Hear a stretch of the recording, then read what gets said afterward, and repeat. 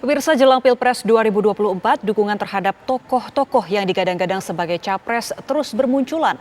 Salah satunya dukungan terhadap Anies Baswedan.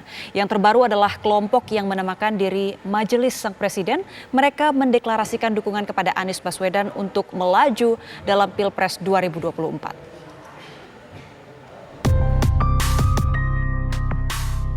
Dalam acara deklarasi yang berlangsung di Hotel Bidakara, Jakarta pada Rabu siang, sempat terjadi ketegangan antara panitia penyelenggara dan peserta yang hadir sebagai undangan.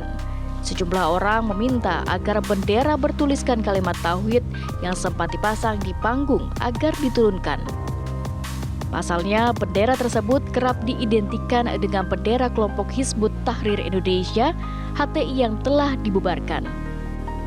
Kelompok yang menyatakan diri sebagai mantan anggota FPI, mantan anggota HTI, dan juga mantan narapidana teroris bernama Majelis Sang Presiden memberikan dukungan kepada Anies Baswedan sebagai capres dalam Pilpres 2024.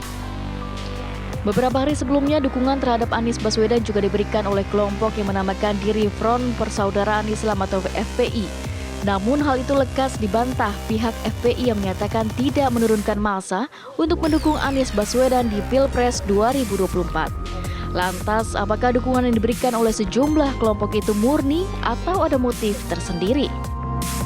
Kalau kan gini, ya kalau bicara momentum, ini ada momentum yang sebetulnya bisa menjadi buat kita itu dasar persatuan gitu.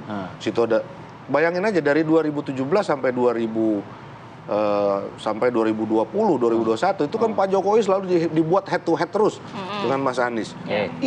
Formula E itu momentum di mana Pak Jokowi dan Mas Anies itu duduk dan ketawa-ketawa bareng di satu momen yang sama gitu.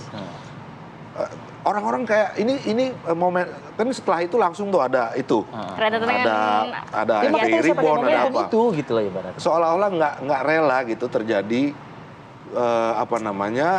islah rekonsiliasi politik di antara Mas Anies dan Pak Jokowi. Kan dua-duanya representasi. Termasuk kan Mbak Puan loh ya.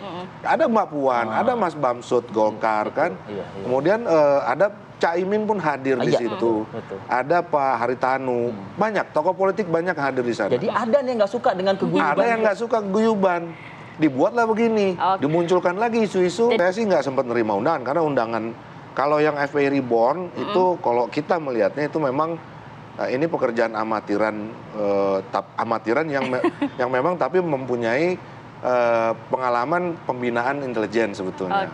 Kalau yang FPI Reborn. Kalau yang acara kemarin? Kalau yang acara kemarin itu sama, ada sisi binaan intelijennya, cuman didanai dengan sangat di backing dengan dana yang agak kuat gitu. Pengamat politik melihat ada beberapa hal yang melekat dengan apa yang terjadi saat ini. Ada beberapa isu ya di sana ya. Yang pertama itu isu tentang pengasosiasian Mas Anies Baswedan dengan kelompok Islam. Yang saya kira itu sejarahnya cukup panjang. Cukup panjang yang saya maksud itu sudah Pilgub DKI tahun 2017. Nah, asosiasi itu melekat kepada Mas Anies. Hanya saja kemudian ketika panggungnya itu diperbesar ke arah Pilpres yang itu nasional, nah pendekatan itu rupanya, paling tidak dari apa yang saya dengar tadi dari Mas Reza, itu ada strategi untuk melakukan, kalau dalam leksikon ilmu politik disebut dengan cross group strategi. Jadi tidak cukup untuk melampaui 50%, itu hanya mengandalkan satu kelompok sosial. Oleh karena itu kemudian di sana harus ada pendekatan terhadap kelompok-kelompok lain. Nah itu yang kemudian disebut dengan cross group strategi atau cross klassis strategi. Dan itu yang akan bisa membawa atau memberikan harapan lebih besar untuk bisa melampaui 50% dalam pilpres kelak.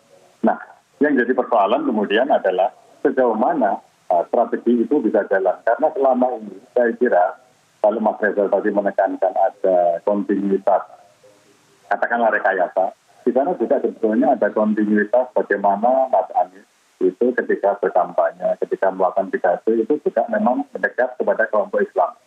Nah, itu akhirnya peristiwa kemarin itu menjadi ada bobot politiknya. Terlepas dari rekayasa atau tidak ada rekayasa, itu memang di kalangan Facebook, kebetulan saja saya punya banyak teman dan saya bergerak di bawah, itu bisa mengamati dan bisa mengidentifikasi bahwa memang sejumlah kelompok Islam itu cenderung untuk memberikan suaranya kepada Pak Anies Baswedan. Anies saat ini masuk ke dalam 3 nama teratas dalam survei elektabilitas yang dilakukan sejumlah lembaga survei. Tim TV One mengabarkan.